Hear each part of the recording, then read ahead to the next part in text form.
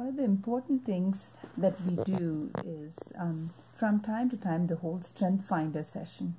Yes, it is important to find strengths in building the person, but one of the things that we notice is that intermittently our weaknesses play a role.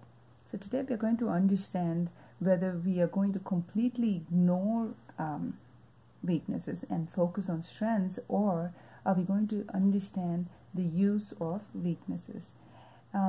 Evidently, if you notice that weaknesses are those of, if you can categorize it, of two types. One is long-term, one is short-term. When we say long-term, there are some, it could be a disability or an inability or something that we have to live with for the rest of our life.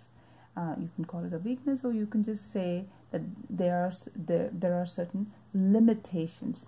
And then there's the short term that come from day to day. It could be it could be even a common cold or a fever. It's not there to stay forever, but it is there to temporarily make us unable to do a task, or not make, we are not available at a certain event, those kind of things. So we have these two, and they come from time to time. We need to realize that whenever we are not able to do something, immediately we ask for help, and that help can be that they're willing to come and help us, or it can be something that we hire. For instance, we're not able to drive a car, we hire a cab.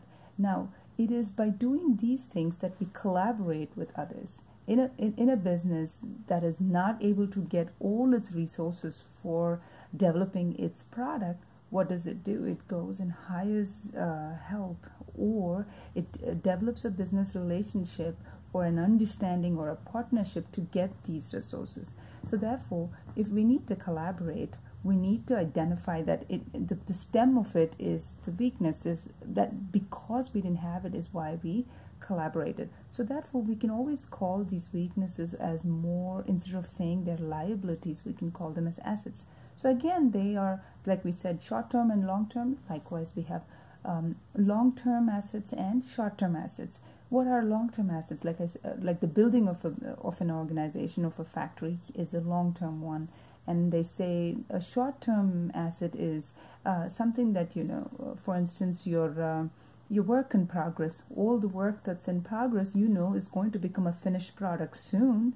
And therefore, to that extent, whenever someone says, what is your short-term asset, you will point out to all the products that are partially developed in your factory. You're going to say that these are our short-term ones.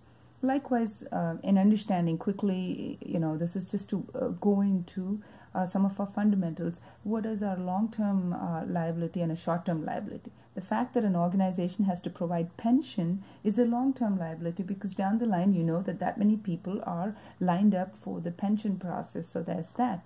What is a short-term liability? A short-term liability could be anything that you need to, this month's payables, or actually whatever that your bills payable can be your short-term liability. Likewise are our weaknesses too, individually, when you're building a person, because remember, it is these people that we're trying to build that are going into these industries and contributing their services, either as as positions that are available in these organizations, or are becoming founders and CEOs of the enterprise or organization that they begin as startups.